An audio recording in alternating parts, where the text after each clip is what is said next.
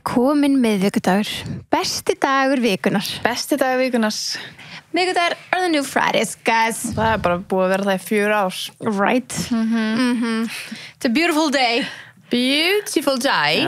Við erum að fara að tala í þessum þættum fráfall eitt frægasta manns. Infamous. Hvað er það? Alræmdur. Alræmda manns. Eins og Caitlyn Jenner orðaði þetta good riddance. Good riddance. Bara gott að losa sig við það. Já.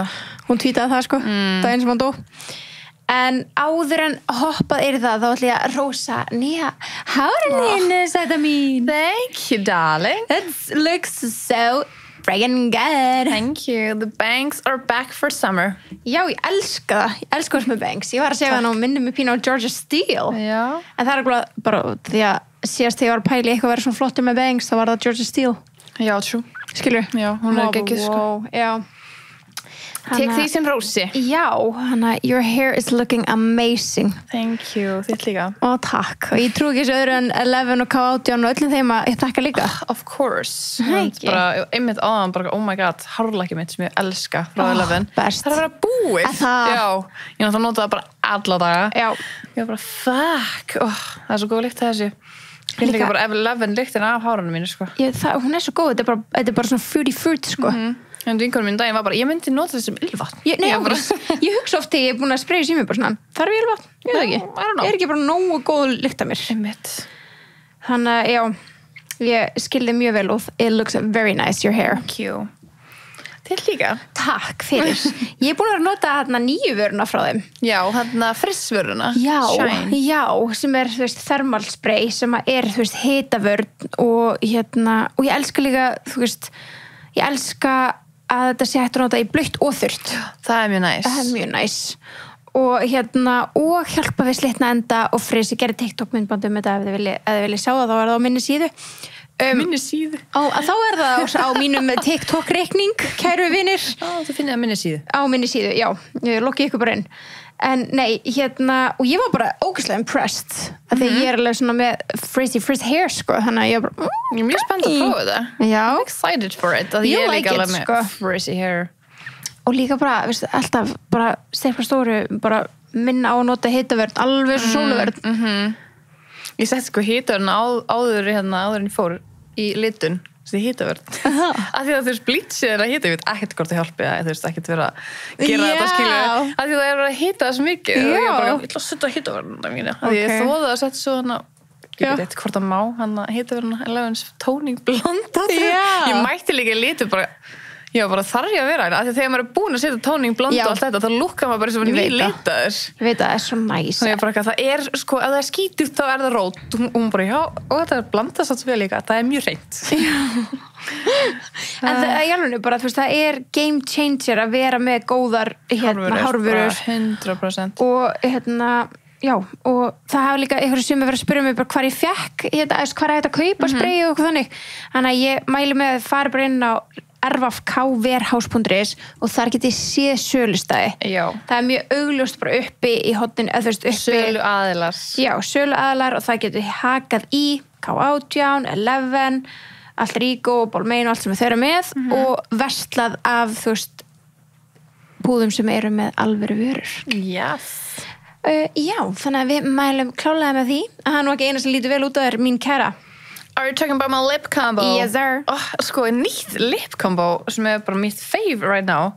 Þetta er bæði frá NYX. Ég elskar að maður tekur fave lip combos. Já, ég nefnilega, ég skiptir svo sjálf. Ég er alltaf svo föst í mínu. En núna er ég búin að vera með þetta alveg nokkra daga og ég er loving it. Og þetta er NYX Line Loud Lip Pencil. Hann er... Þetta er liturinn P30 Leave a Legacy. Leave a Legacy, ok. Hann er ekki eitthvað bilaslega bleikur sem ég fíla yfirleitt svona bleikari. Hann er svo smá brún. Já, hann er svo smá, já. Það er sem ég fíla. Og svo er ég með lookar very cute. Elska Duck Plump. Já. Þetta er Duck Plump í litnum 01 Clearly Spicy og hann er bara glær. Já, ok, nice. Ég elska það. Ég elska það. Ég elska þú getur sett bara your favorite lip liner og glæran yfir. Þannig ég bara nota litin af lip linerinum og svo bara glæran og ég fæ the plump. Elska. Ég var háð svona kombói bara með ice hérna frá Maybelline sem svona eiginlega glær. Já. Þú veist, þetta bara best þegar maður setur bara upp á lipplærin og svo bara glæran gloss yfir. Einmitt. And you can have it with a little plump. I'll take it. Það best. It's the best. Það svolítið svoleiðis. Það alveg smá svona addicting að sitta á sig og svona... Já, eða ekki? Jú. Það skemmtilega samt, sko. Já, góðan hátt. En nú apríl senn á enda og á morgun sumardagurinn 1. Það náttúrulega bara mass. Já. Það er að koma meir ár síðan þú gerði þessi mistök í fyrir þessi alræmdu mistök. Já. Svo kannski mun ekkert allir hún sagði ekkert það er sumdagur 1. þessu mánuð. Svo var það í næsta mánuð. Ég sagði að það var næstu viku og það var bara mass en það var í apríl og... Good times. Já, ég var aðeins að flýta mér. Já. En núna það næstu viku. Núna það að koma. Á morgun, Á morgun, já. Það frídagur í dag. Á morgun. Miðvikudegi. Það er svona... Já, í kvöld. Þú veist, með frí á morgun og fólk gera yfir litt svona miðvikudagskvöldin. Vonandi er það bara GMT með okkur og in a good mood og það er gaman. Áskriftin er búin að vera banging. Brjálækir áskrift. Það er hérna viðtal spjall við Birgitu og svo tókum við líka Jojo Siva, þannig að það er búið brjálæg að gera. Já, það er alltaf brjálæg að gera. Og það styttist í mæ. Ég elska mæ. Já, ég elska líka mæ þegar við erum að gera svo mikið skemmtilegt. Já, við erum alltaf fór að segja að við séum farið til New York. Já, við erum svo spenntar. Við verðum að senda okkur eitthvað tips eða eitthvað, þú veist, ressa eða eitthvað mat.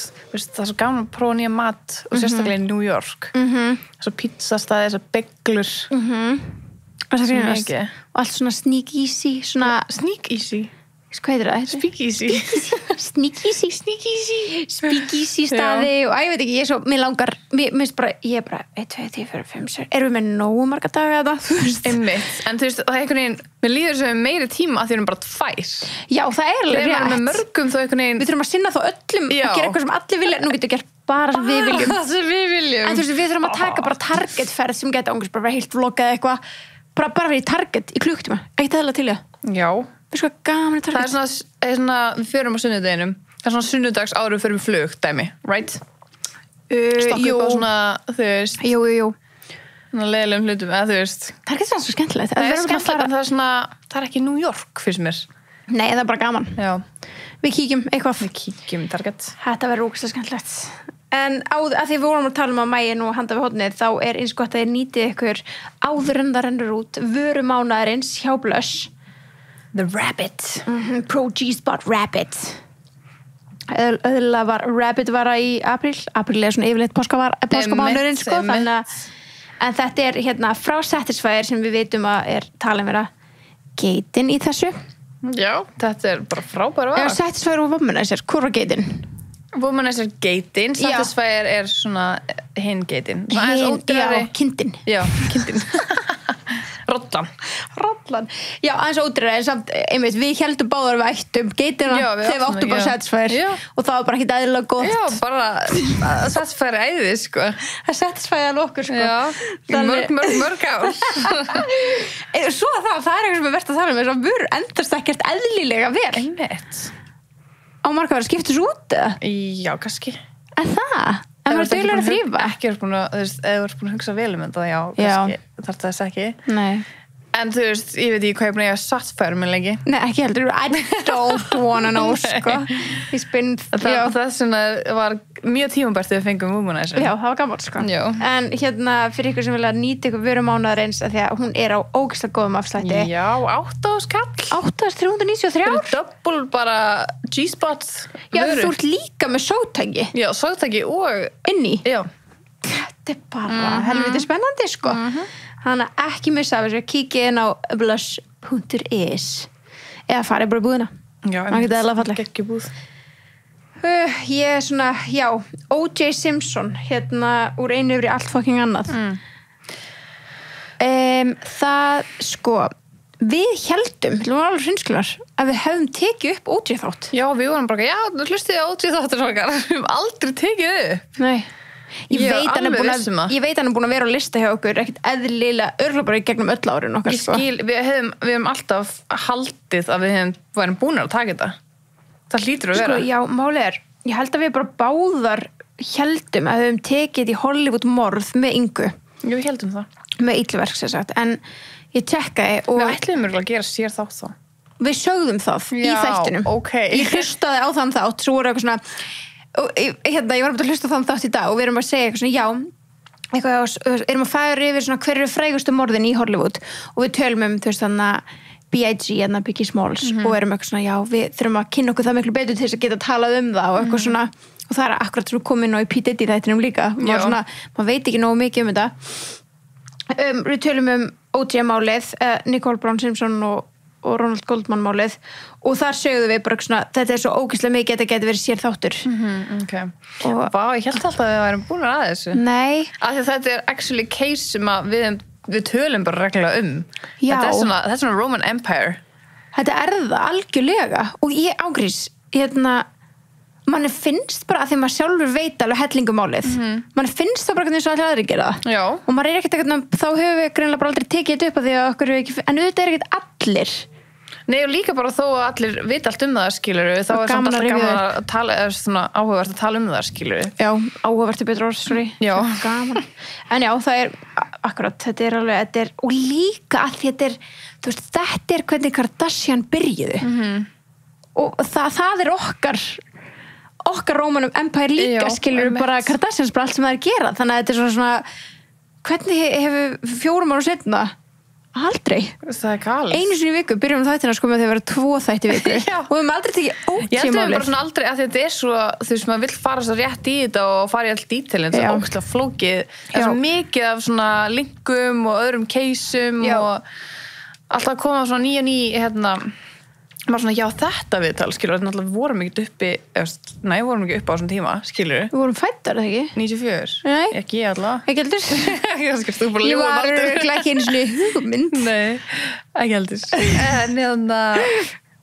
Þannig að þú veist, það viljum við kynna okkur þetta 100% vel og eitthvað þannig, en mér finnst mér sama hversu oft ég horfði á þessa þætti, ég horfði á margar heimildamindir, ég horfði á bara milljón viðtöl og bara alls konar, mér finnst þetta aldrei vera svona, er ég með þetta hreinu, skilur? Nei, já, og maður mun aldrei vera það. Nei. Af því að þetta það svo... Svona, þú veist, enginn með hreinu, það enginn búin að vera dæmdur í þessu máli. Akkurat, þetta unsolved mystery. Galið. Þannig að það enginn sem getur farið með 100% rétt mál, auðvitað hægt að segja, og líka, þú veist, það eru 300.000 hliðar í þessu máli. Ég veit það. Þú veist, það ekki bara ein hlið og ekki bara 2 hliðar, það svo ógeðslega margar, þannig að, við ætlum bara svona að fara aðeins léttilega yfir þetta.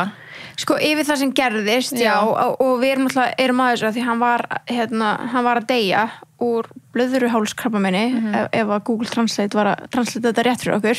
Hvað sagðir áttur á prostate cancer, sorry. Guðmund góður. Það er ekki lægið, sko. Prostate cancer. Já. Prostitute cancer. Æ, ég drekk fyrir ekki, eða þú sem finnst þú að finna út í þessi farin, sko ég að tala að ég sagði prostitute cancer ekki fyrir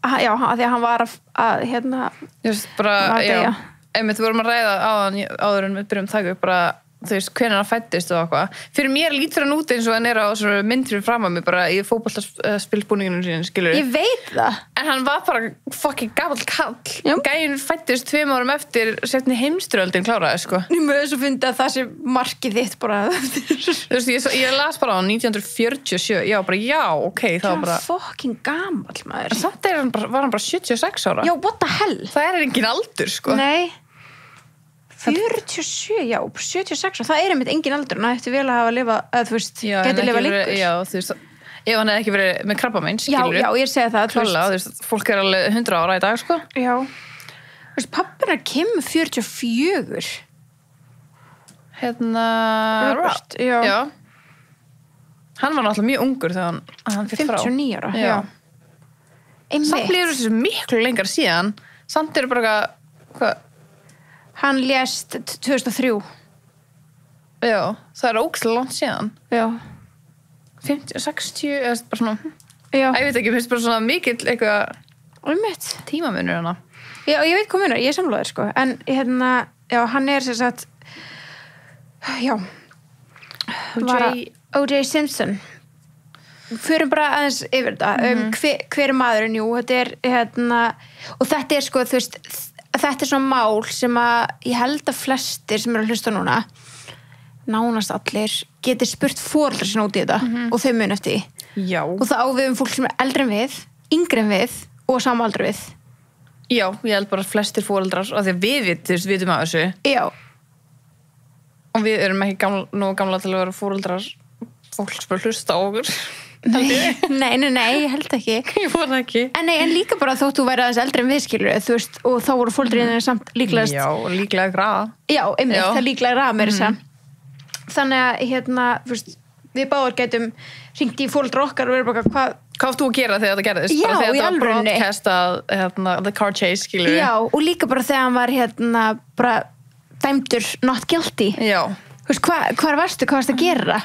Mamma sagði mér eitthvað að það hefði verið að vinna á hárgreiðslustofu ef hún var að vinna á hárgreiðslustofu og þetta var bara í sjónvarpinu og bara allir á hárgreiðslustofunu hættu bara þegar the verdict kom inn þetta var bara svona stopp og það er á Íslandi bara allir voru bara, ég trúi þess ekki rosa og þú veist, allt líklegast á þeim tíma voru konur að inni þú veist, og þetta er morð á konu ég veist, voru 2 einstaklingar drepnir að það en virtir að það fyrir geði veistundu passa maður sig ekki hvernig maður talar en myrtir þarna og það er líka eitt hann varð mjög falinn í þessu máli Ronald Goldman þess vegna var náttúrulega annað mál líka til að fá meira svona justice á hann fyrir hann Já.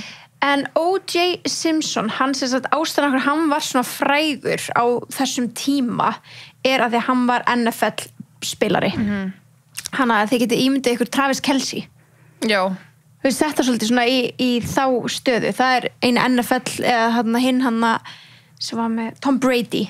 Já, ég held svona kannski að þú veist, Íslendingar skilja þetta meira eins og Ronaldo eða eitthvað, skilur þú? Já, en þetta er sama sport, Já, þetta er NFL. Einhvern maður tengir ekki við NFL eins, að þetta er það stórt, þetta er bara eins og fótboltaspil hérna í Íslandi, bara svona, hvað kallar maður þetta? Fótbolti? Fótbolti? Já, þú veist, er ekkert annað orðið við þetta. Þetta heitir bæði fótbolti, þetta er svo flókið. Já, amerísku fótbolti. Já. Í Ameríku er svo fótbolti fyrir okkur. Já, skilur þú? Já, klálega. Það er kannski meira Ronaldo, bara svona til að sitja í svona... Já, hversu frægur hann er. Messi, já, skilur þú? Klálega. Þú veit nú ekkert hversu frægur það er. Þeir eru alltaf frægur sem nefndu sig, ég það ekki. Allavega, hann var bara America's hero, sko. Já. Sem að kemur úr stóðvart. Eða þú veist, maður er svona... Við vitum ekkert það. Nei, en líka hafi huga á þessum tíma var, þú veist, var mjög stórt að þú veist, allt í kringum þetta mál fór líka rosa mikið að snúast kynþátt. Og það kemur svona seinna inn, en líka hafa það í huga að það að vera að fella eina hetju, að sumum fannst, það hafa verið að fella eina hetju Bandaríkjanna og hún var, þú veist, af öðrum kynþátt, skilur, og það fór alveg, já, þetta svona splundraði bara þjóðum, ekki bara Bandaríkjunum, bara þjóðum yfir höfuð. En hann heitir Orenthal James. O.J. Það sem hann kallar O.J. og oft kallar The Juice. Já, þetta appelsínusafa. Já, O.J. Orange juice. Mann veit, sko, ef juice hljóma svona eins og að þú sterar eða eitthvað. Já, satt. Er það ekki? Jú.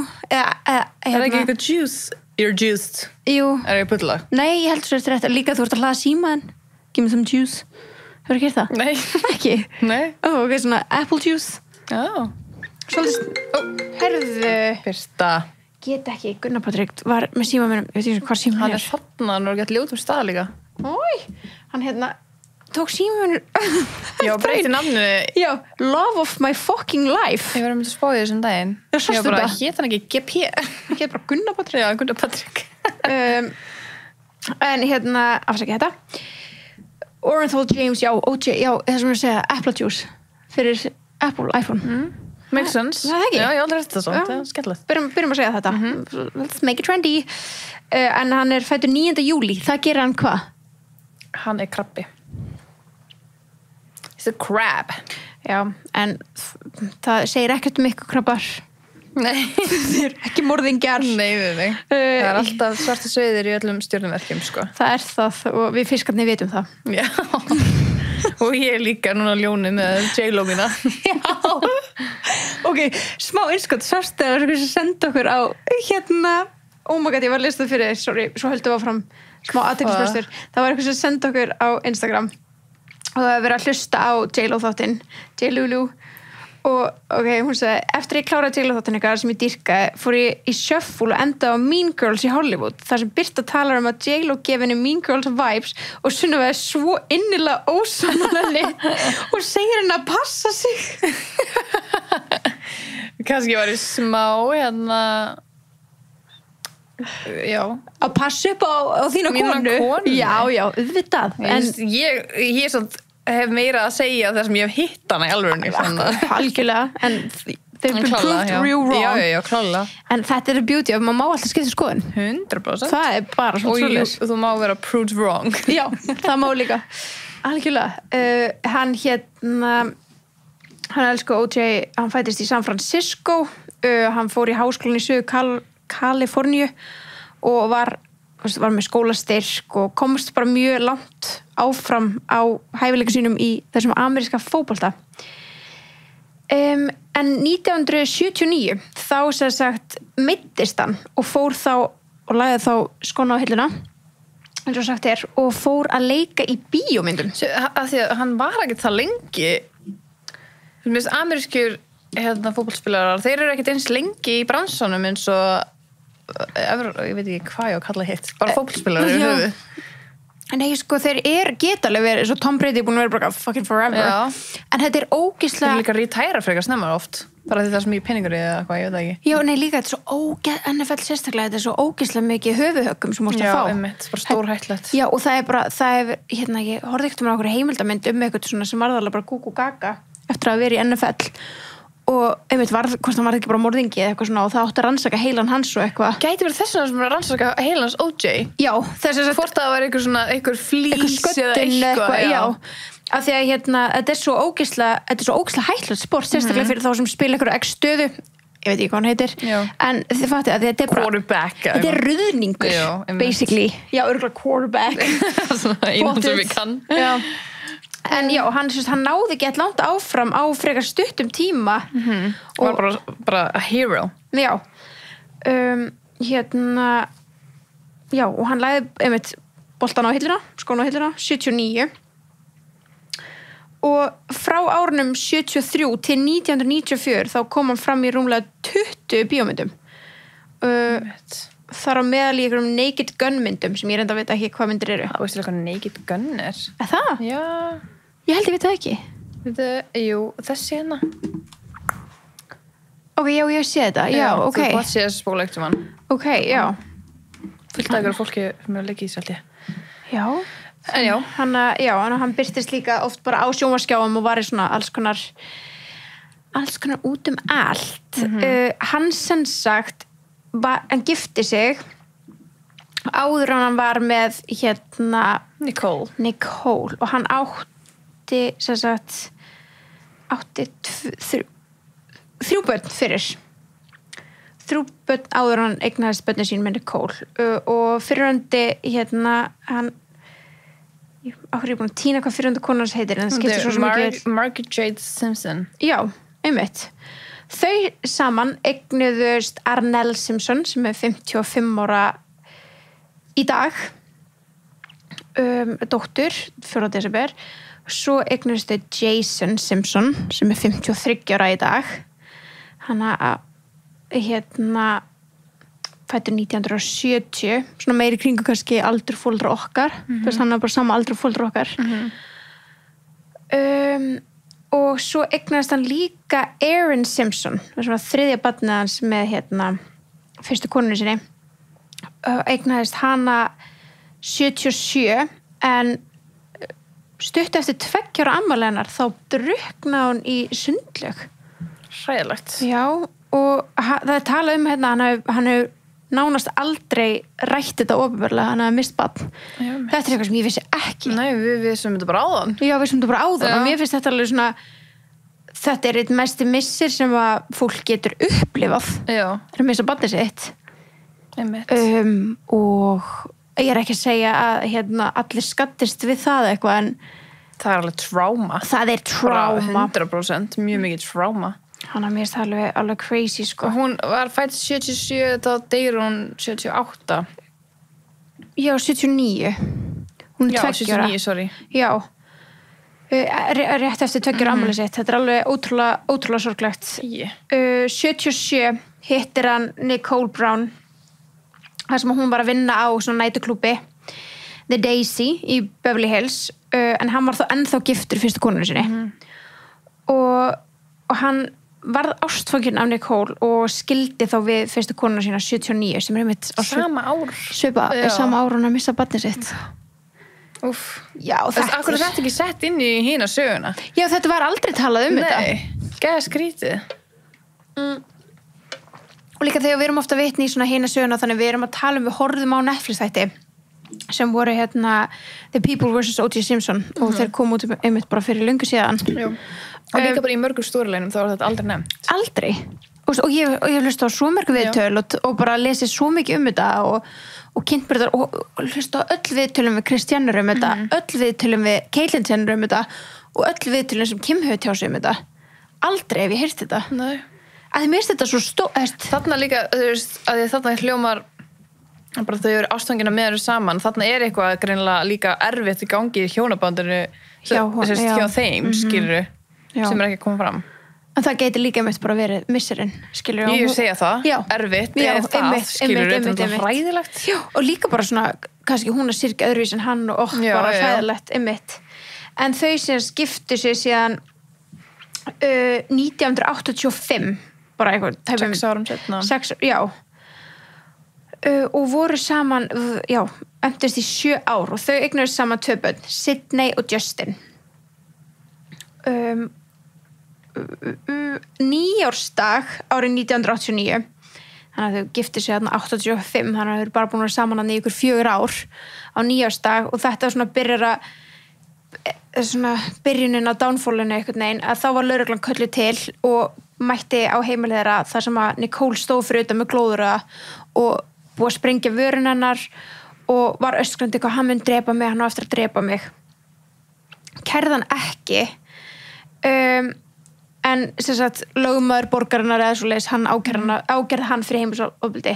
Hann var sektaður og settur á skilorð í 2 ár.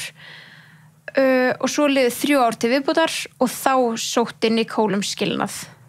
En hann gekk ekki gegn fyrir 1992. Vá, alveg 3 ára seinna. Já. Þannig að þau voru hætt saman og ekki lengur saman þegar 12. júní, hinn stóri dagur.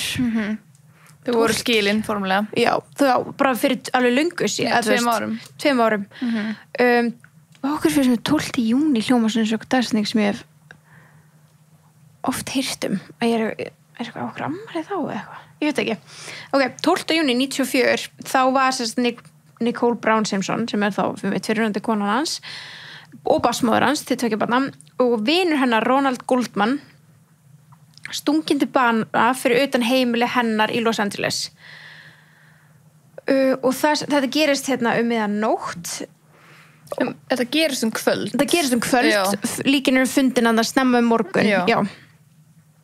En gerir samt að kvöld svona eiginlega nóttu til, eða ekki? 11. Já, ok. Já.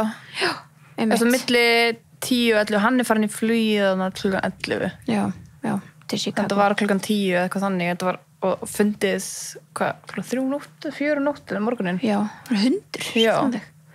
Þessi hundurinn var blóðugur og hann leiddi eigendana sína. Já. Crazy maður. Þetta er bara eins og bíómynd, sko. Já, þetta er það. Meðal lögreglun þá mætir þegar með hundurinn búin að leiða þetta var hundur nágranna eða eitthvað slíkt þetta var ekki hundurinn þeirra eða?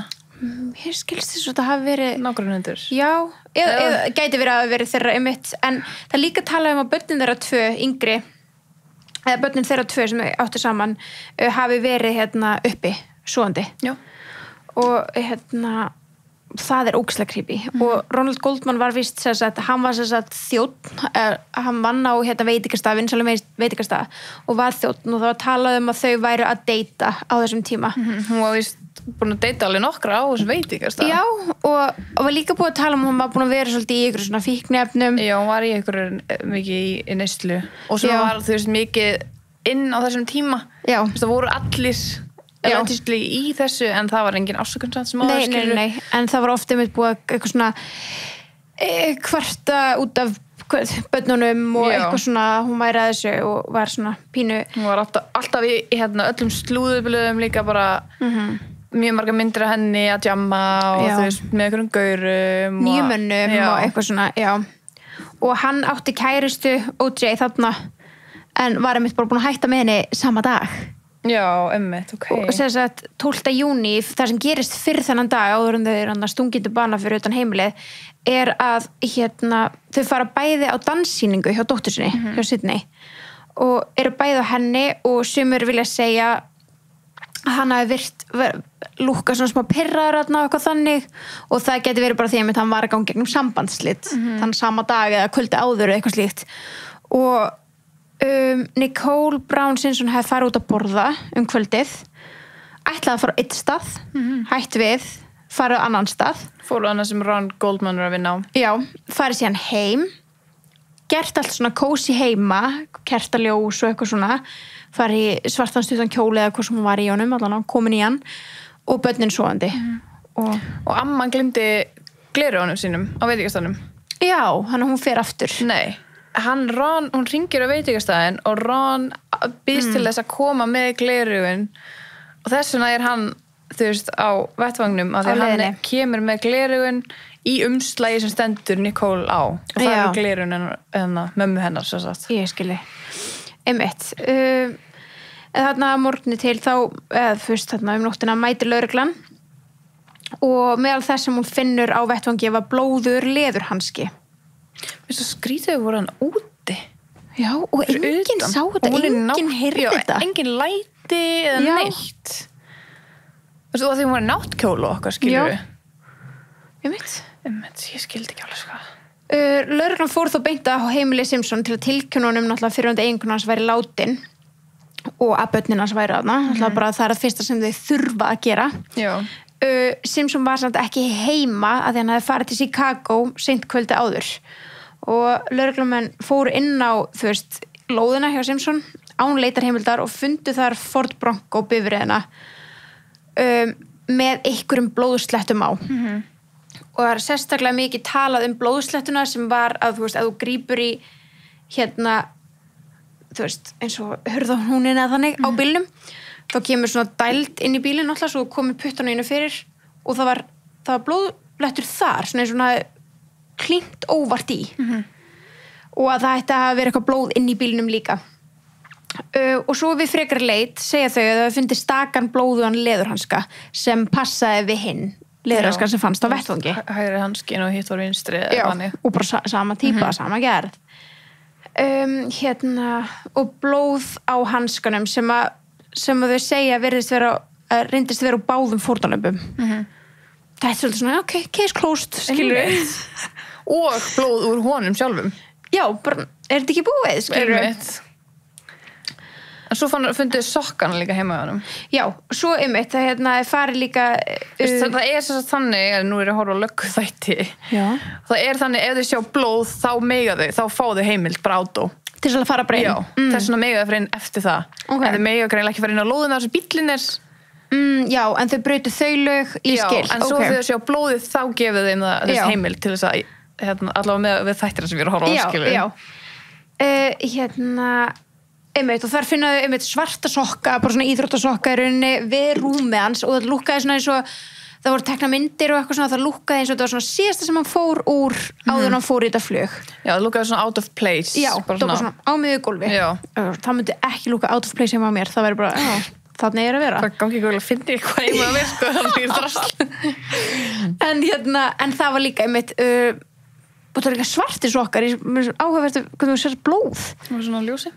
Já. Og svo voru þau náttúrulega þeir eru tekni bara sem evidence af því að þeir voru það out of place lúkkuð eins og það var nýlega búin að vera í þeim þannig að þeir eru teknir og þeir eru mældir þá finnaði blóður, skilur in the lab. Og þetta var blóð úr OJ?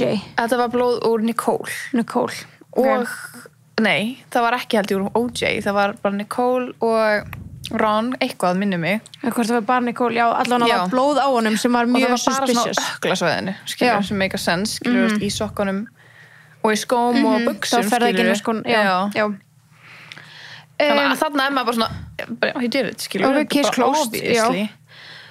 svo hérna þannig að þau byrja að rannsaka þetta og hann veit strax að hann sé undir suspicion, hann hérna OJ og þannig að klukkan 11 á morgni 17. júní bað saksóknari í Los Angeles Simpson að gefa sér fram í lögreglu og hann OJ mætti ekki 17. júní, hvað að gerast alltaf þess að hina daga sem hann bara örugglega einmitt það sem múast að tala bara að skoða sokkinn, skoða hitt, gera þetta þegar þau byrjum að gefa sér fram þá eru þau með handtöku heimild þannig að þau þurfa að vera að koma með svo mikið og þetta var hringt í hann 12. júní og láta hann vita af þessu já, hann vissi leið af þessu að því að, og það einmitt til alveg bara svona, fólk búin að vera að rýna í viðbrun hans þegar hann fær símtalið já, því hann spyr strax bara eitthvað krakkana, spyr ekkert hvernig hún var drepin eða hvað gerðist hana nei, sem er alveg eðlileg viðbröð foreldra en svo er það svo erfitt að segja eðlilegt að því að maður veit ekkert hvað er eðlilegt nei, þú geti fengið svo símtal og þú geti verið bara spurt fáránlega spurningu og þú bara trúir kannski ekki þetta rétt já, og líka því þú ert bara pældi að fá þessa tilkynningu með eitthvað svona náðir hafi sko ekki bara dáið bara myrtur já, þannig að það var margt búin að eiga sér stað þarna og það sem líka gerist þarna á milli þarna 12. og 17. er náttúrulega hann ræður til sín eiginlega strax nokkra lögmenn og sérstaklega eins og Robert Kardashian sem er náttúrulega pabbinar Kim og bara vinur hans, bara náinn vinur hans já, og hann var ekki sem er license hann var raun hættur já, hann þurfti að endurnýja license sitt já, þarna hann var raun hættur sko en þetta var, þau voru búin að vera vinir svo ótrúlega lengi og og eins og Kris Jenner talar og hún kynntist Nicole bara náttúrulega í gegnum það að hún kynntist fyrst OJ og svo Nicole þegar þau byrjuðu saman skilurðu og þær voru alveg bara bestu vinkonur Robert Kardashian og Kris Jenner eru skilin á þessum tíma og þetta splundra líka svolítið fjölskyldunni þóttu hafi verið skilin sko en þú voru alltaf góði vinir en þetta svolítið skemmti fyrir því já og líka því að hann er OJ megin og meðan hún er Nicole megin og bara Kim og allir Kim satt OJ megin það? Já, hún var bara að mæta með pappa sínum stundum þannig að hún þurfti bara að sitja það sem pappina var en í jarðarförinni satt hún það sem mamma sín var þú veist þetta er það er erfið að við bara þetta skilur þær voru bara börn, þær hefur ekkert þetta að segja og vissi ekki neitt, en hún hefur talað það sem gerist þarna fyrir 7. júní er að það er eitthvað frekt með eitthvað tösku já Robert sást með töskuna hans það voru, hann var, ef ég er að fara rétt með mál þá pakkar OJ í ykkur 3 töskur en tjekkar bara inn 2 og það veit enginn hvert þessi 3. taska fór en það var séð Robert Kardashian með þessa Louis Vuitton tösku sem hann átti sem er mögulega einhver sönnunagögn í og hann losaði mögulega allegedly við þau og Kim hefur sagt frá því að hún fór í gegnum töskuna hvað var henni?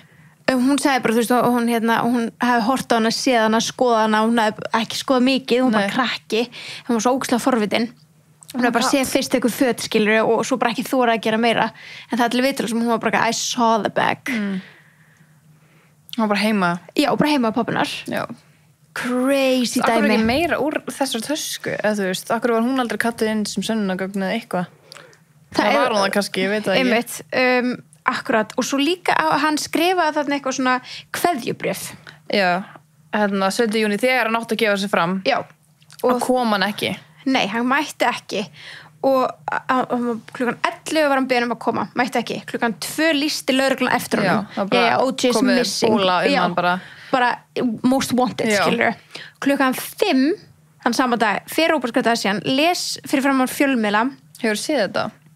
já, ég var að horfa á þetta bara hann er að lesa allt bréfið og og í bréfinu þá er þess að Simpson O.J. Simpson að bara skrifa kveðju til vina og vandamanna sem að fólk var náttúrulega bara að túlka sem kveðjubréf þú veist, bara hann ætlaði að fara að fremja sjálfsmorð og klukkan 18:20 þann sama dag þá barst lögreglu tilkynningum að O.J. hefði sést með vini sínum í hvítum Ford Bronco og þegar lögreglan náði síðan bílnum bara svona ekki náði honum nei, svona náði að honum sá inn í hann sást O.J. í aftursætinu með byssu miðað að höfðinu sinu þannig að hann var bara ég er að fara drepa mig og við það hófst bara frægasti bílaeltingleikur sögunar 20 lögreglubílar og 9 þyrlur.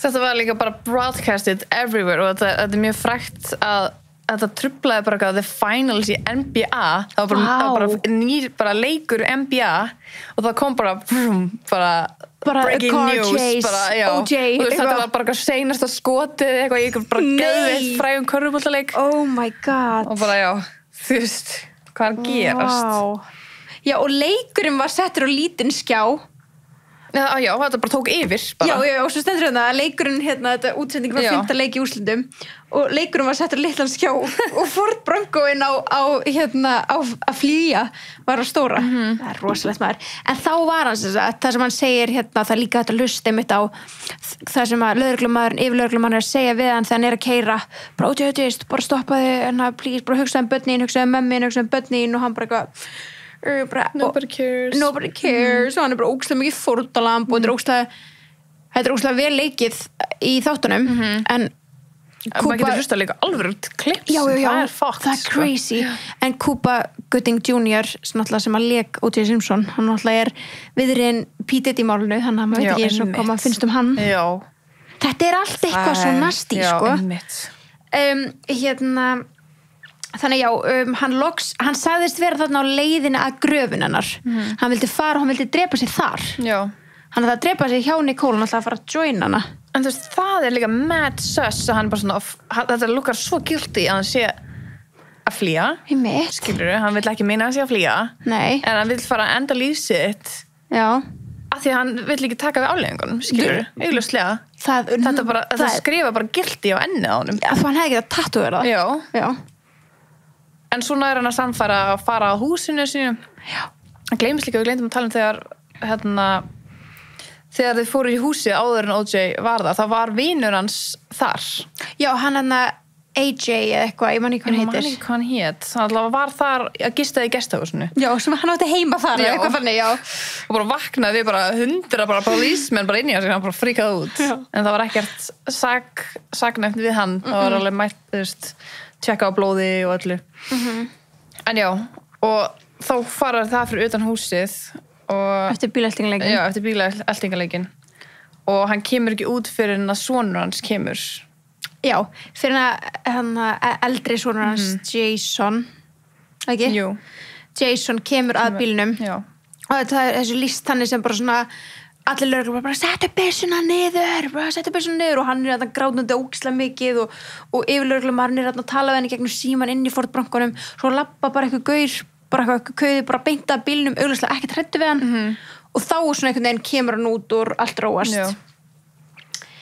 þú veist og svo náttúrulega að lokum var hann ákærður fyrir morðin á Nicole Brown Simpson og Ronald Goldman sem þýðir bara það að það fór mál af stað þar safnaði saman í þetta fræga Dream Team sem er Johnny Cochran, Robert Kardashian og Robert Shapiro og þeir eru bara þekktustu menn Bandaríkjanna ásamt O.J. á þessum tíma og fyrir hönd ákæruvaldsins fyrir hönd í rauninni Ron og Nicole það var Marcia Clark og Christopher Darden og þeir töldu sig vera með ótrúlega sterkt mál í höndunum enda hafði blóð úr fórnarlömbunum fundist á heimilnas og hanskinn passaði þessi hanski var bara vel hliðin á Ron bara þú veist og þau voru puttin hans hvað var það? Á O.J.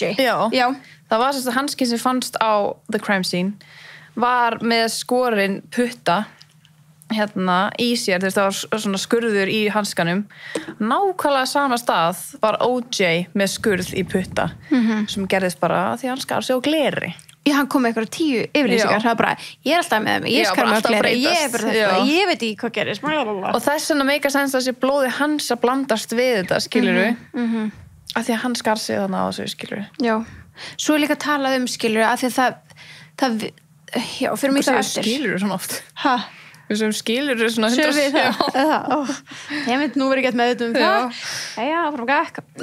fyrir mig það eftir sem ég ætlaði að segja en þannig að það fór stórt mál af stað Hvað hét aðalgaurinn þarna fucking lögreglumaðurinn nú er ég bara að gleyma því policeman Þú líður mér svona hér bara Ben eða eitthvað hann hét eitthvað þannig, hann hét eitthvað ógeðslega hérna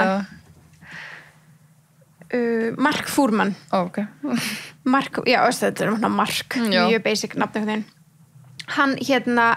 hann varð eitt svona mesta kontroversial bara manneska í þessu máli og hann er sá sem mætir á vettvang og hann er sá sem finnur hanskan, hann er sá sem finnur hanskan heima hjá OJ hann var bara lögreglumaður, hann var ekki detektiv eða hvað?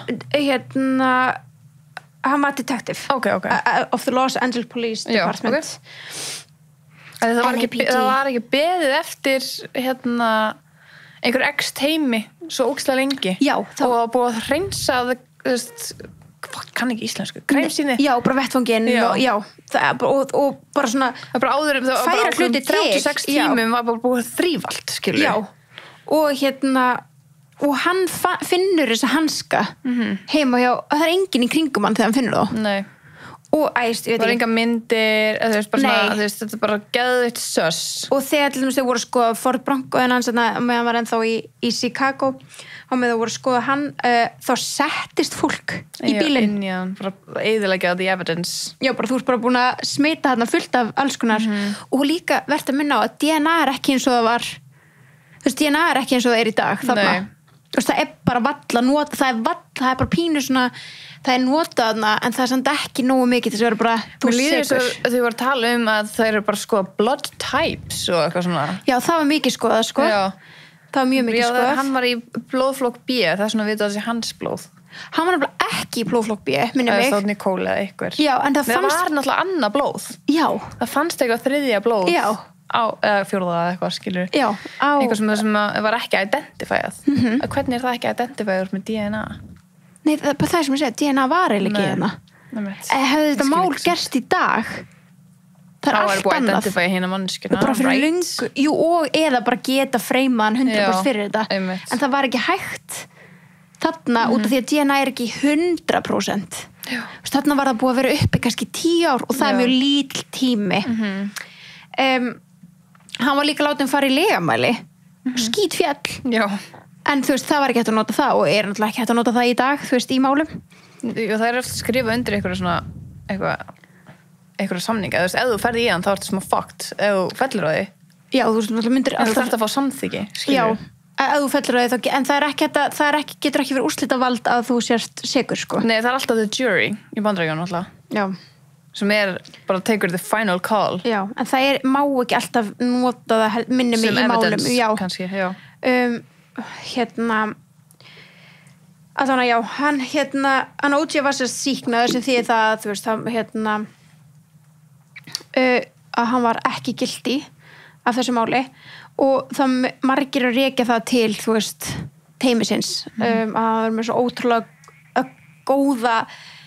góða menn í þessu og þá sérstaklega Johnny Cochran að því að hann náði að snúa málinu upp í að þetta væri racist og að vera að nota kynþáttan hans til að hafa áhrif á kviðdóminn og að svart fólk væri meiri hluta í þessu jury eða kviðdóminum og það er sýnt frá því í þáttunum The People vs. O.J. Simpson að það er bara verið að skipta út fólki bara, það er bara ef það var eitthvað hvítur bara digguðu dýp og fundu eitthvað hann leta hann vera rekin úr kviðdóminn fyrir að vera rasisti, já eða bara eitthvað, bara gert eitthvað söss þannig að það var ein hvít manneskja eitthvað í jury og það er þegar þetta mál á sér stað er nýlega búið að vera morð á svörtum manni af lögreglu af hvítri lögreglu í Bandaríkjunum Rodney og ég man ekki Rodney eitthvað þannig að þú veist, þjóðin er líka pínu uppnámi ennþá út af því Rodney King svo er þarna ertu búin að taka hetju Bandaríkjana stór stjörnu og já, og þetta var svolítið málað upp þannig hvenær kom þetta viðtal við the juror út? Það var tekið þessi viðtal er það ekki frekar nýlegt? Já, held það þá, ég ekki bara segja það strax já. það var þess að tekið viðtal við fyrir juror úr O.J. Simpson málinu sem að plítaði, sagði að hann var not guilty sem payback og hún segir hann guilty, mér fannst hann guilty og okkur fannst það öllum, þetta var bara payback fyrir Rodney King-máli sem líka crazy. Ef að það hefði ekki þurft þetta payback skilur og þau actually fucking dæmt hann skilur. Já, akkurat.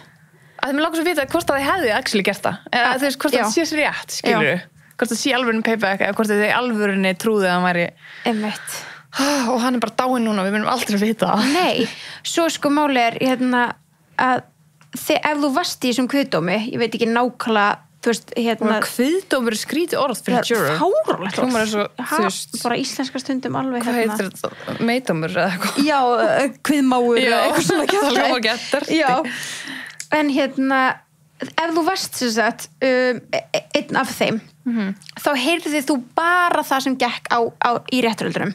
Þú máttir ekki vera með sjónvarp. Það er bara þannig alltaf í öllum jurors. Já, en þetta var svo langur tími.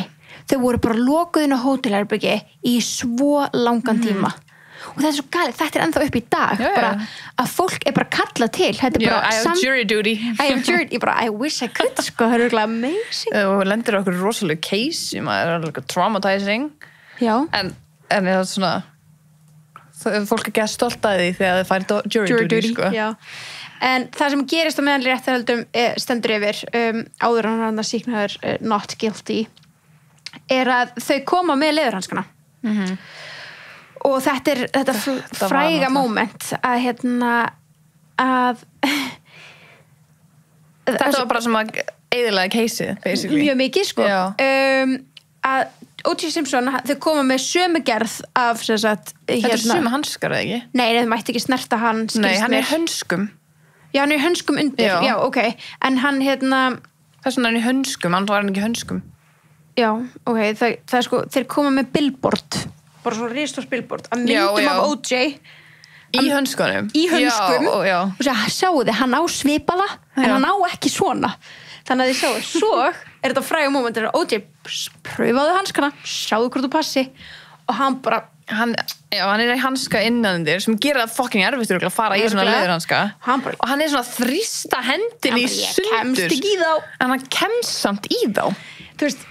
Hann fer í þá og hann bara þrýsta, hann kemst í þá, sko. Svo málega líka. Sérðu, hann í þeim. Ég veit það. Bara mjög vel, þeir smelt passa á hann. En hann sýnir svona, þú veist, í dóminum sjálfur að hann get ekki beitt á eitthvað svona. Já, það var líka sagt að hann var okkur svona lyfjum, eitthvað svona bólgandi... Já, bara meðsla, eitthvað svona, já. Ekki. Og hann var léttin hætt að taka lyfið sín sem að þess að lætur hann þá að vera bólgnari. Það er þrútin. Já, og svo er hann í hönskum undir hönskum, það er nógu erfitt að fara í leðurhanska. Right, já. Þú veist, og það er allir líka svo komment á þetta í dag, bara, kom inn, hann í hönskunum. Já, það bara kom inn, það smell passa á hann. Þá var bara þetta fræma, if the glove don't fit, you must acquit. Já. If the glove don't fit, you must acquit. Og hann bara skelli hlæjandi hana. Ég bara gæði þér í hönskunum og meini þið.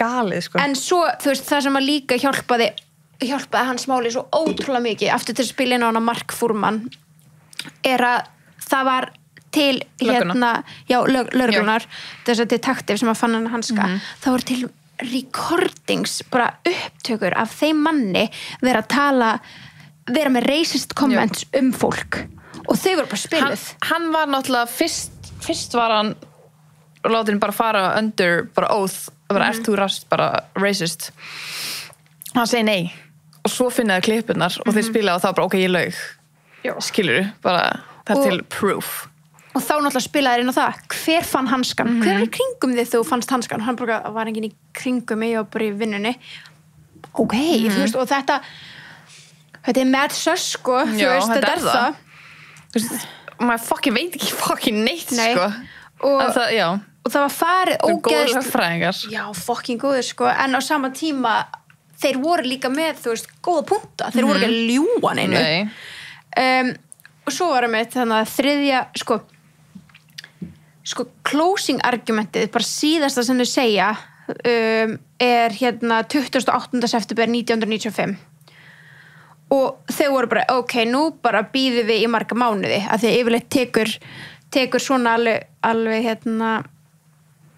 nei, málunni lokað og minna en 4 tímum seinna 3. október 95 minna en 4 tímum seinna fáðu tilkynningu, það búið að dæma kviðdómur búin að make up their minds vanlega kannski tekur það lengri tíma stundum bara mánuði því það þarf allir að vera sammála það crazy það var til að sjá bara the jury bara inn í herbergi með þeim og og þau fór bara Robert Kardashian fæði bara símdalega bara það búið og þau eru alltaf bara ó nei, það yfirleitt ekki gott ef það ákveðið svona snemma að ykkur sé þetta yfirleitt bara hann gilti þannig að þau voru bara pínu stressu með það og þau fara og hann not guilty það rosalegt með öll bara allt sem að öll þessi evidence og allt heimilisofbeldið skiluru bara og þessu reiði sem að á þessu stað og það bara not guilty skiluru svo það 4. febrúar 97 þá var hann dæmdur 95 þetta það sem ég skil ekki nei, ég skil ekki heldur að það var annað mál tekið upp eða þú veist önnur réttarhöld tekinu upp það var Goldman fjölskyldan fannst ekki vera nógu mikið tala hann skilur og þau vildi justice fyrir hann þá tekið upp annað case og þá annað náttúrulega jury, right? Jú, annað jury og annað case bara akkurat og bara fara aftur í gegnum þetta og mér minnir að hann hafi ekki verið með dream tími sitt þar nei, örugglega ekki þetta var bara verið svolítið en þar var hann talinn vera sekur hann responsible ábyrgur fyrir morðunum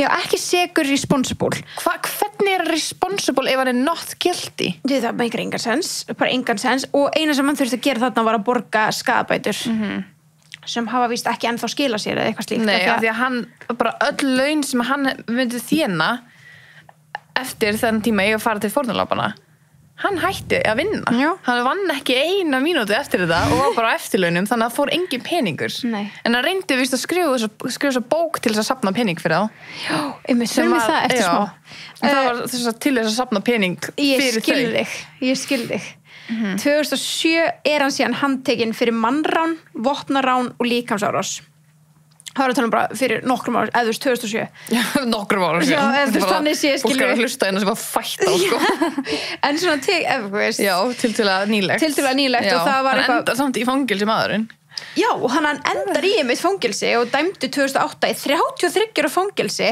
með möguleika á pról eftir 9 ár og sem hann gerði og það allir að tala bara svona 33 ár fyrir vopnarán, líkamsárás og mannrán helvíti mikið þannig í Bandaríkjunum á þeim tíma ef talaði fólkum þannig að ógeðslega mörgum leið eins og dómarinn hafi svolítið verið að dæma þess aukalega bara reyna að fá þess mikið að hann gat en af því að það var líka hann átti aldrei að fá death row eða neitt þannig hann átti að fá ekki lítinn dóm fyrir morðin ef hann hefði verið guilty á með við skilur double homicide hann átti ekki að fá það sem hann hefði kannski átt að fá á þessum tíma það var held ég death row og eitthvað þannig en hann en hann hefði alltaf fengið lífsfangelsi en þú veist bara dæmt minna það var lífsfangelsi, mér minnið að það hafi verið bara ár en ég kannski bara bulla ég man það ekki en hann var hann 2007 sem hann handtekinn fyrir mér minnir hann hafi verið að stela þess að einhverjum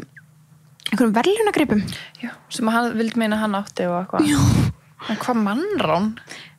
bara haldi manneski sem var örugglega, þú veist sem var áttu gripina whatever, þetta var okkur hótelherbyggi í Las Vegas eða eitthvað, það var svona geðið steikt það var bara mjög steikt og það alveg talað að hann var mjög harðlega dæmdur fyrir það sem bara svolítið fyndi, ég meina halló þú veist, það ekki en í dag hefur enginn verið dæmdur fyrir morðin á Nicole Brown Simpson og Ronald Goldman sem að það bílun, þetta er svo high profile case það er svo margir bara, þú veist fólk sem að rannsaka þetta bara eitthvað heitir þetta fólk bara sem ekki löggur og prosecutors eða eitthvað svona nei, ég er bara að tala bara fólk heima í þessu sem leysir á svona mál fólk við erum ennþá að tala þetta í dag og það ekki búið að komast að því og það aðal ástæðan fyrir því myndi maður í raun og veru út af því. Og það hinn guilty, það engin annars.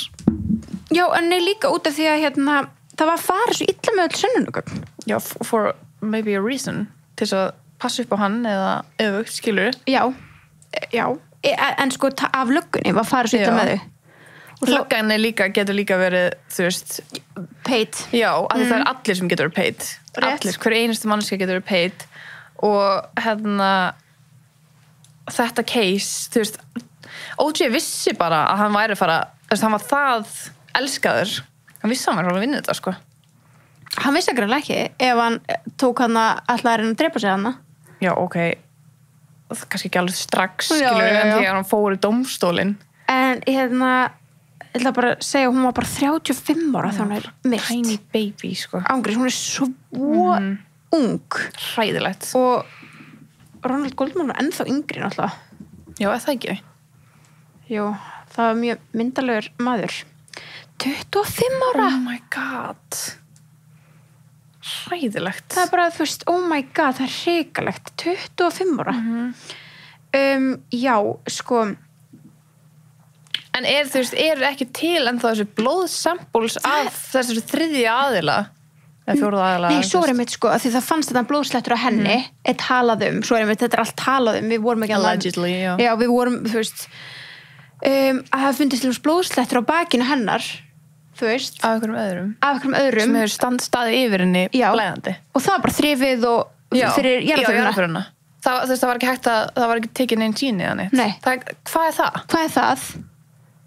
Það mikið engan sens. Nei, en það talaði um þessu að því það var vist eitthvað svona úr einhverjum X-blood type sem var ekki O.J. Þannig að það var bara þrifið svo að því að já, þeir líka að vera að tala um að það var að reyna að freyma mann, skilur. Já, að bara náum honum. Að því að það til, þú veist, það var til þarna skráðu niður heimilisofbeldi af hans hálfu, gagnvart henni þar sem hún hleypur út og segir hann mun drepa mig. Já, bara og mikið á þannig. Það bara, hefur heyrt 911 call-in hennar. Nei. Og sem sama kvöldminn mig, held ég, sko. Svo kemur hann og drepa þau bæði seinna. Já, einmitt, nei. Þetta bara hún bara, þú veist, og hann og þú veist, það er bara að reyna að halda henni línu, hún er bara please come, eitthvað, he will come and kill me, blablabla, þetta er hræðilegt, sko. Já. Þannig að já, þú veist, vissulega það líka, þannig að hægt bara að vera, þú veist, gæti verið að það vera að reyna að negla hann út af þessu, af því hann er bara ofbeldismaður. Og þú veist, hann vissulega ekki góð, bara þó hann gerði þetta ekki, þá var hann vissulega bara hræðilegur maður. 100%. Það er bara proofs. Það er bara, við veitum það. Bara, og hann sýnir það þau sjálfur, þú veist, með aktornum sem hann gerir eftir þetta mál. Svo er það líka allt. Þú veist, skilur. Það er svo mikið að kofra hérna, sko. Já, hann sem sagt, og við höfum tekið þetta fyrir bókin hans, við höfum gert það í eitthvað svona crazy things, eitthvað samsæris. Þetta er gleymist hvað þetta er galið. Já, og það er svo margir sem voru bara hættir að vinna með hann þetta, bara, og sérstaklega þetta Dream Team, þau eiginlega öll losuðu sig við hann. Já. Eftir þetta. Rob hefur bara talað um að hann myndi ekki sér eftir þessu, sko. Sér eftir að hafa verið, af því að hann segir bara the blood evidence is so strong að hann trúir þessu ekki. Sástu ekki að Jú, við bara, jú. Og hann er bara oft hort á þetta viðtal og bara, hann er bara, þú veist, hann er konflikted. Já, hann er konflikted, hann segir ekki. Nei, hann segir ekki neitt. Ekki, en samt hann er að segja það, án þess að segja það. Já. Hann bara, ég myndi ekki taka þetta case í dag. Aftur, nei. En er það líka út af ringulreiðinni sem myndaði svo eftir þetta? Auðvitað, líka. En að því hann talar um þetta blood evidence, það er það strong blood evidence. Já. En hvað þú varst með töskuna? Einmitt. En það er áður en hann vissi. Þú veist, þarna ringir O.J. kannski í hann bara einhver paniki. Bara, heyrðu, ég gerði þetta ekki, þú veist, bara vera hjálp mér. Og hann var ógeðslega mikill sjarmi. Hann var ógeðslega svona, geti ímyndað eitthvað svona mannesku sem bara svona nær öllum á sitt board, skilur, hann bara manipulating, bara svona öllum líkar vel við hann, skilur. Og ef hann er bara, getur þú gert mér að greiða og hann verður gett vulnerable þegar hann vitur að vulnerable, reiður þegar hann er reiður. Ef hann hlustar á símtalið í, þá sér maður svona hvernig hann er, skilur, portreyjar sjálf á sig, maður svona, já, þú ert svona, þú veist, svona les karakterinn. Já. Einmitt, og hann er svona, ég er þessi stór fucking stjarna, ég er, America's hero, bla bla bla bla, ógeðslega góð með sig, en þegar hann þarf að láta fólk vorkina sér, hann næra því. Og svo, þú veist, og þú sér það líka bara í gegnum træjalið, þegar hann er að mæta, hann er stundum bara lítill og leiður að sér að tala um Nicole og morðið, svo þegar hann á að múta hanskana og bara, sjáu þetta passar ekki, þú veist, algjört fíbl, sko. Hann, já, skrifaði þessast bók, gaf út bók. If I Did It. Confessions of the Killer. Sko, hann gaf út bókina og hún var ekki gefin út eða eitthvað. Nei, hún var bara gjörsamlega bara canceluð. Já, en svo lag hún. Nei, Goldman fjölskyldan fekk réttindin á bókinni, þau gaf hann út og breytt henni og sérði coverið I Did It og If-ið gett lítið. Já. Þannig að þau breyttu If I Did It. Þau átt að fá þennan pening, þannig að þau fengur réttindin á bókinni og þau breyttu bara coverinu í I Did It og það pingu lítið If og svo bara Confessions of the Killer O.J. Simpson. Já. Þau breyttu þessu í þetta og þau gáðu þetta út. Einmitt. Þannig að þau fengu allan gróðan á þessar bók. En það sagt eitthvað sem það ekki vita hversu mikinn part af bókinni O.J. skrifaði. En hann var svona partur á henni. Hann var svona partur á henni og það er fokkin vandamálið. Af því hann getur ekki sagt eitthvað, ég kom aldrei nálægt bókinni. Af því hann gerði það. Já, hann gerði það. Og hann hefur bókinni. tekið viðtala sem hann fucking að gera nákvæmlega sama bókin gerir, sko. Bara, ok, og þetta er bara viðtal sem er til alveg bara, ef þú hefði drepið hana, hvenær hefur mætt? Hvernig hefur verið með, akkur varst með hníf? Ég var alltaf með hníf, bara... What? Ég var alltaf með hníf í bílnum mínum, það er bara svona, hvað er að gerast? Hann sem tók bara að skrifa heila bók svona hvernig hann myndi gera þetta ef hann gerði þetta, allegedly. Hann basically fucking confessed. Og hann sagði, if I did it, I didn't do it alone. Já, akkurat. Þannig að hann basically segir að það er eitthvað annað með hann í þessu, sko. Já, og þetta er líka, þú veist, ok, Faye hérna redneck eitthvað. Nei, pyrta. Redneck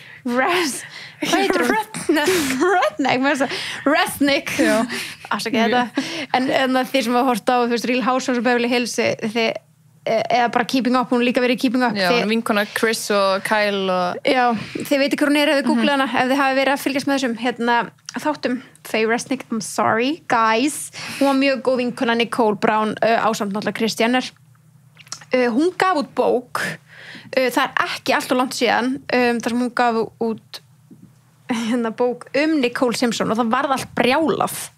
Bara, þú veist, ok, kemur originally published 94, mér finnst þess að hún var allan í umræðinu fyrir 94? Já, það er samt kannski, nei, það er samt 94 kemur, eins og hún hafi bara gefið þetta út bara stutt eftir hún dó, sko. Já, ok. En hún var í umræðinu fyrir ekki alltaf löngu síðan, man ég veit ekki hvort það var bara poppa aftur, það var örugglega bara í kringum þættina. Gæti verið, já. Það er örugglega bara það. Já. Afsakið þetta. En hún talar bara, þar er hún að skrifa sögu Nicole út frá sín og bara she feared for her life og eitthvað svona og þú veist, talar bara hvað mikil kókaíneysla og allt þetta. Það var mikið sett út á hana fyrir líka bara svona hvað er þú að segja henn? Já, hún getur ekki speak up for herself. Nei, og bara ekki græða pening á þessu, skilur. Bara alveg galið. Kris Jenner talar samt hún aldrei vita að hann hafi verið ofbeldisfullur. Já. Þú veist, þannig að... Það til alveg bara the proof, en hún kannski vissi það ekki. Já, og bara vissi það ekki þarna. Nei, þetta símtal þegar hún hringdi og svona, það er alveg klálega til. En hún allavega, þú veist, var ekki að segja Kris Jenner vinkonu sinni það. Já, þetta var alveg sturlað. Já, og svo var einhver vinur hans O.J. sem að steig fram og talaði þetta rétt áður en hann féll frá, einhver vinur hans sem átti að vera vinur hans á þeim tíma og svona, og sá vinur hans er sérst fallið frá. Hann sagði að O.J. hefði komið til sín og sagt honum að bara akkurat það sama, skilur bara ég man ekki hvernig þetta var orðað en þetta var eitthvað svona, þú veist ég hef hugsað að drepa hann, þannig það nei, þetta var svona ég var viðloðin en ekki einn já, ok, það er eitthvað annað, já eða það var eitthvað annar vinnur sem hann sagði við bara áður en að var dæmdur eða þú veist, fór í hana til dómstól og já, ég gerði það ekki en ég hef alveg hugsað það skilur við Já, einmitt. En já, við erum ekki búin að tala svonans, sko. Nei, og það er það sem ég finnst til að verða að koma inn á að því að ég er í fyrsta skipti núna einhvern veginn almennilega að vita af sínans. Já.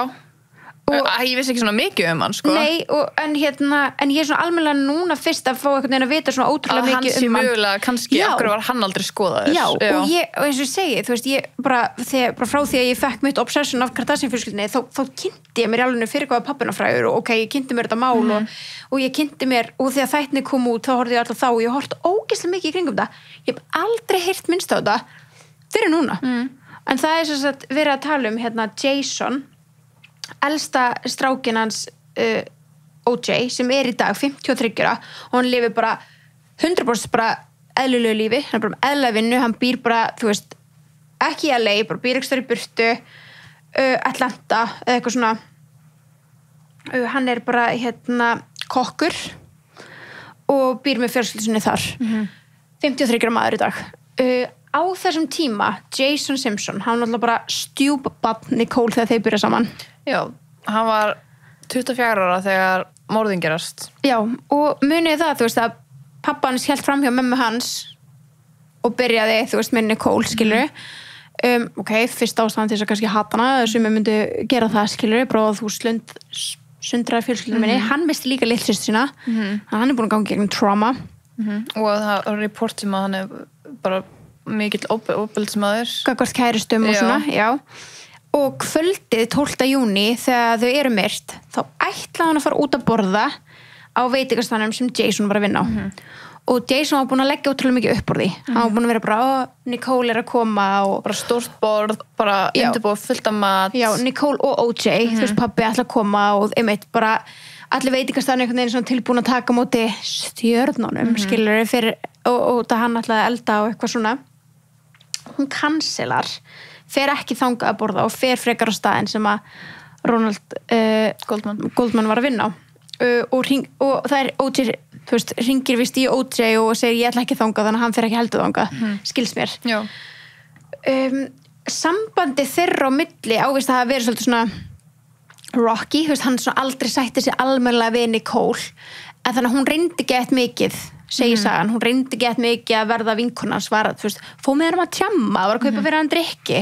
Og það er líka búið að, þú veist, tala að það sé mjögulega það sé confusing fyrir hann, var hann skotin í henni eða eitthvað þannig. Akkurat, eitthvað svona twisted. Já. Og nú, þú veist, og nú er ógeðslega góð pæling í alvörunni, hann líka með aðgang heima á pappa sínum, sko. Hvort að hann hafi framumorðið, hringdi pappa sinn, eða það voru eins og voru 4 manneskjur á vettvangi, hringdi pappa sinn og fengi hann til þess að aðstofa sig og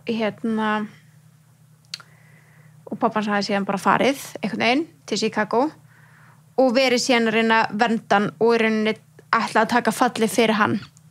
Það sem er ekki mikið rætt er að leið og það búið að uppljóstra við OJ að þetta morð hafi verið framið og þetta mál sé að fara af stað, þá ræður hann líka en lögfræðing fyrir Jason af því hann hélt hann yrði stærra. Hann hélt hann yrði meira tekin fyrir, en hann var það ekki. Út af því að hann átti að vera með alibi sem síðar reyndist vera ekki rétt. Já. Það var ekkert skoðað, ekki tekið neitt sampúls eða neitt á honum. Nei, ekki neitt. En hann var pappa sem var búin að ráða fyrir hann. Og þetta finnst mér svo conflicting að því að ef ég hugsa þetta, því að það make alveg sens. Það make alveg sens að hann hafi gert það, Jason. Þetta var náttúrulega bara dæmt sem bara ástríuglæfur, bara bara stungunar voru það djúpar. Já, þetta var ekki. Það var það djúpar stungur að þú þarfti ótrúlega mikið afl. Þú þarfti að vera virkilega reiður. Já. Og bara það oft líka og bara á háls og þetta er bara hræðilegt. Mér finnst það svo skrítið, en þú veist, hvað ef að Jason gerði það og svo kom OJ og þú veist, kláraði verkið með honum, skilurðu? Já. Eða þeir voru báðir þarna og gera þetta við Nicole og svo kemur Ron er á leiðinu með gleraugun og hann bara vitni. Mætir honum, já. En sko, Ron var líka með svarta belti í karate. Það meikar nefnilega ekki sens og það voru voða lítil svona baráttu ummerki. Já. Það var engin hjá Nicole. Nei. En aðeins hjá honum, en hann var með svarta beltið í karate. Já. Þannig að þú veist, var einhver að halda honum á meðan. Já, það voru þið 4. Já. Skilur, voru þið 4 þarna? Það er það sem meikar eiginlega mestan sens á meða við það að hann náði valla að verja sig. Já. Já. og það var engin öskur þannig að þið þekktu 100% einstaklingan sem, að þetta var úti það gerst fyrir utan heimilið utan heimilið og börnir svo bara gegnum þetta uppi sko. Og líka einmitt, það var engin áverkar á OJ eins og hann hafði lendið ykkur skona betli ekki neitt nema fyrir utan smá sprunga þarna á höndunum bara nákvæmlega saman og hanski var þegar líka, því það var talað um að þetta er það djúpsár að þegar þú tekur hnífinn upp þá er það líklega til að skera þig líka sko. Og þess vegna var náttúrulega blóðið kannski á bakinu hennar að einhver skar sig skilur og Jason var sko ekkert skoður, ekki neitt en mér finnst það einmitt útrúlega áhugavert að hann hafi ráðið fyrir hann lögfræðinga þegar hann hélt hann meira tekinn fyrir og muniði ástæðan okkur hann fór út bronkónum eftir bíleltingleikin var því að Jason kom upp að hann skilur það er eitthvað sessan maður veit bara ekki hvað er við gleymum líka í seinna keisinu þá tekið upp stígvélin hans stígvélin sem að hann hefði aldrei bara, hann neitaði fyrir að eiga og þau eru ekki fundin en þá í dag einmitt, með fótsporin því það voru fótspor á vettfangi það voru reynda líka önnur fótspor en það voru fótspor á þessum skóm sem voru bara 300 eintök í Las Vegas til og hann átt einaði menn hann bara harneitaði fyrir það svo í seinna keisinu þá komu þeir með myndir bara af honum í alveg eins skóm bara svona paparazzi myndir og hann var bara neina það er búið photoshopa þetta en það var fundið þú veist tabloids bara svona útprentað og það var ekki búið að eiga þessar myndir þannig að þess vegna var hann held ég held responsible af því þá þarna komið annað evidence hann var þarna þú veist hvort hann hefði myrt þau hann var responsible af því hann var þarna og að það var einhver annars það með ekki sanns það lítur að vera það og hann var responsible af því að hann var á staðnum en það var einhver annars sem hann er fucking verja sko, sem að gæti verið Jason það lítur eiginlega að vera Jason af því að líka bara svona hvað hann verður einhvern veginn OJ er líka svolítið bara að hugsa allar þessar tilfinningar sem hann var að gangi gegnum hann þegar hann fer í bíleltingleikin, hann er eitthvað segur en svo líka finnst þér þú ekki, ertu bara ekki smá segur ef að barnið eitt fremur svona ok, fatti hvað ég meina þú hjálpar til með vettvangin og allt þetta þá ertu 100% meðsegur sko já, og líka bara svona þarna þegar þú ert í þessum hugsunum eins og hann var í bíleltingleikunum og hann ætlaði bara að fara fram í sjálfsmorð er það bara líka til að passa barnið sitt ég tek bara fallið. En þá kannski fyrir við bara næst að skoða hann eða hann er bara farin, skilurðu? Eða hann er nógu klár til þess að vita bara svona það stendur hvað sem er gilti á fokkin andlitinu mínu ef ég frem sjálfsmorð að þau bara til að láta alla aðra vera. Og bara case closed, mögulega. En manstu líka, hann var búinn að ráða eitthvað til að drepa Nicole. En það var neitað svo segir sagan allegedly, maður veit það ekki for fact og líka 3-4 aðrir af veitingastaðnum Ron Goldman voru drepnir á svipuðum tíma út frá einhverju svona dópista eiturlega sölu og sem að Ron átti líka að vera að gera gæti líka verið eitthvað tengt því að einhverju eld hann af veitingastaðnum inn á og þarna er hún að taka mót honum í steganum en OJ var allan tíman kom einhvern veginn að þessu máli það bara hlýtur að vera með stígvélin, með hanskan hvernig í fokkanum ef einhver var hana í hönskum þú mættu til að gera eitthvað most likely líklega og hvernig endar þetta hjá honum eða sonur hans var einn af þeim og OJ var ekkert þarna og sonur hans fór í skóna pappa sínum tók hanskan hans hljóp svo beint heim til hans og pappa svo farin til Chicago því hann var í Chicago hann fór samt eftir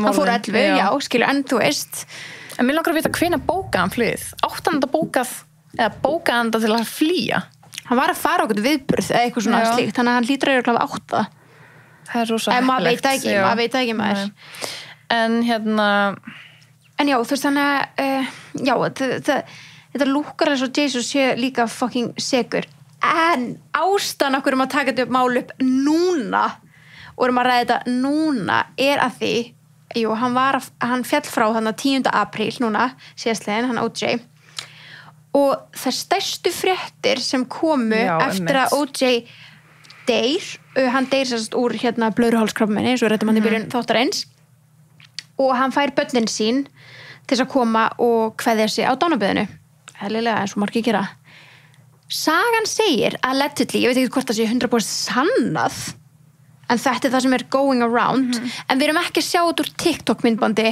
Nei, þetta bara þetta var fréttamiðlar sem voru að tala að O.J. Simpson hefði látið börnin sín skrifa undir NDA, Non-Disclosure Agreement að það sem færi fram í herberginu yrði ekki rætt. Nú þyrftum við helst að vera með eitthvað saksóknar og lögfræðing á fucking standby að því hvernig getur gert NDA deal sem stendur og fellur þó þú sett fallin frá. Já. Hver að fara að kæra þið þá? Einhver. Það einhver sem heldur greinlega arleiðin hans uppi og er ennþá með peningan hans eða estateið hans sem getur kært þau. Já. En ég held líka allir sem heimsóttan þurfti að skrifa undir NDA og ég held að það var af einhverjum öðrum en honum að þeir eru svo hrættum að myndi mögulega að blaðra einhverju, skilur. Já. Þannig að kannski er það bara NDA við fyrirtæki hans, skilur eða eitthvað þannig. Já, einmitt. En við spurðum ykkur, did he do it? 88% af ykkur segja yes. Og 88? Ok, það er samt ekki 100%. Nei, það er 12% nei. Vá. Ég ætla bara að tjekka yfir að því ég spurði hvað ykkur fannst áhugaverðast sinns máli, hvort sé eitthvað sem er eftir að fara yfir sem var svona alveg crazy. Náttúrulega, við erum eftir að fara yfir að gera þetta viðtal og svo er viðtal, gælan sem er að gera viðtal við hann allegedly viðtali, þar sem hann er að fara yfir bókina sína. Já, og bara segja hvernig hann myndi gera það, hann er bara að tala þetta. Þá gerir hann the sick joke. Manstu ekki eftir þessu? Jú, hvað var það eftir? Það var, konan kemur svona í myndaðalinn og bara, já, O.J. baði mig að hitta sig fyrir aftan, ég veit ekki hvort það sé hans idea of a joke, en hér er það. Og þá bregður hann henni með því að vera með hníf hérna. Já, ógeðslega fyndið. Hvernig er þetta fyndið? Þú ert, þetta er fyrrum konan, þetta er barsmóðið þín og þú ert, það er 90% af fólki sem trúa að þú actually gerði þetta og þetta er joke fyrir þér. Svo fucking sick. Fucking gal. Eða hann er bara það saklaus að hann bara, he feels like he can... Þá er það samt eitthvað siðferðslega rátt í hausnum á honum. 100%. Það er alltaf ekki spurning, hann var búin að berja hana, skilur. En það er samt líka, skilur, hann er ekki að fatta að þetta er, það vantar eitthvað hana. 100%. Þú allavega portrayjaði þig sem sad, skilur, og eitthvað þannig. Einmitt. Já, það er eiginlega allt sem við erum eiginlega búin að fara yfir sem að fólk fannst svo áhugaverst og það er fólk að tala soninn, skilur, og fólk er að fatta það fyrst núna. Já. Og hanskarnir og lifin, bókin hans, evidens er allt snúið á reis. Já. Tala að hans er pappi Khloe Kardashian. Já, hann er það, we don't know that. Ef við líður betra við tölum við höfum talað áður, skilur. Ég genuinely trúi ekki. Ekki heldur. Og líka bara það er allir sem að, þú veist, það er mögulega pappinar, skilur. Það er allir líkir henni. Elvis, skilur, það er hver er ekki pappinar. Þessi hárgreiðslumaður, það er allir líkir henni. Þannig að þú veist, hvað meini? Já, veit. Lack of DNA og hann var ekki nálægt staðnum. Hann var í öðru héraði, það er ekki rétt, hann var ekki í öðru héraði þetta gerðist. Ekki þetta gerðist, já. Það er, já, það er eiginlega allt sem við erum komið, og endi á börnin. Ok, við erum greinlega búin að covera allt svona helsta held ég. Við erum búin að því, sko. En einmitt, það stendur hérna, það er óvita hvenær þau nákvæmlega fóru að heimsækjan, hann upp á spítala. Allir sem heimsóttu hann, including his children, þurftu að skrifa undir NDA og það var ekki leyfilegt að koma inn með síma. Nei. Það líka bara upp á að dreifa myndum okkar, sko, hann, þú veist, af honum. Já, algjörlega, en þú veist, alltaf börnunars myndir líklegast ekki gera það, en maður veit ekki. Maður veit aldrei. Þú veist, og mér langar svo að fá viðtal við þau. What do they think? Einmitt, greiin bara. Hún og lendi svo miklu í gegnum æfina. Já, og þetta er mamma og pabbi sem er, að þú veist, fyrir þessi tvö yngri, er þetta mamma og pabbi. Já, og hinn er þetta bara stjúpmamma, þú veist. Það líka systir hans. Nei, dóttir hans, hana. Hún er ekki partur af þessu, hún var bara sofandi hana heima í honum. Já, Sydney, hann eldri. Já. Þetta er alveg hrikalegt, sko. Það sem er ekki hrikalegt og hræðilegt og er alltaf öruggt, að því við erum að tala um svona öryggi og svona þannig, það er að nota netgíró. Það er alltaf öruggasta leiðin til þess að greiða og við höfum farið yfir þetta, þið getið farið í bönjunaðgerð, þið getið tekið bensín þið getið verslað við blöss, þið getið keypt ykkur ferð til útlanda. Já, þið getið náttúrulega bara skoðið netgíru og líka bara alla sem eru með netgíru. Já. Þið þurfum ekki að nota kort. Það er svona helsti kosturinn, sko. Það er það. Og þú veist, alla vörurnar sem við tölum frá beautyklúbnum, þið getið verslað þær með netgíru og ykkur starf. Klálega. Það er frekar þægilegt. En Birta, ég er svo sveng. Ég veit það. Ég var að fara á Serrano. Við erum 100% að fara að gera það. Klárlega. Ég er mjög til í það og við ætlum að panta okkur núna. Já, með kóðanum okkar. Já, nota besties. Kóðan fara að sækja, fá 20% af og fá holla og góða máltíð. Og meira segja hérna millistarðinni. Já. Bogorito. Það er sniðugt, sko. Ég ætla að fá mér Spicy Cajun burrito. Ég smakkaði fiskesti núna að ég var með Serrano veislubakka í afmælinu Emblu. Ég smakkaði þarna barbacoa. Já. Er það svínakjöt eða nautakjöt, já. Það var gott. Það var ekki dælega gott. Já, Bensi smakkaði líka, það var mjög gott. Já, ég er ekki vön að smakka, ég er bara I like mine, sko, það er bara Spicy Cajun. En ég smakkaði eitthvað nýtt og ég var stolt af mér. Vel gert. Já, takk fyrir. Gekk svona nýta líka veisluplatan í það. Já, að smakka. Þetta er ógeðslega sniðugt bæði og það er ógeðslega auðvelt að panta. Ég pantaði bara veislubakkan á netinu og kóðin virkar á það. Nice. Já, Max Hacks. Já, Max Hacks. Og ég valdi hérna svona fjölskyldu sem var svona blanda af alls konar. Að þú getur bara tekið Spicy Cajun og allt þetta, sko. Já, einmitt. En ég valdi fjölskyldu sem var bara blanda og það er fáránlega næs og þetta er ógeðslega ég er búin að skoða veislubakka út allt, ég held afmæli mitt og þetta er ógeðslega gott verð. Gott verð, þægilegt að grípa í. Og afslætti með bestis. Já. Að ég var ekki viss hvort að kóðan okkar virka það, sko. Ég er alveg svona enda að testa. Þannig að þetta er a secret to you guys. Ekki segja sér hann á. En bestis, við sjáumst bara í mæ. Já, við sjáumst í mæ. Við erum svo spennt fyrir mæ. Og já, það eru spennandi tíma framöndan. Já.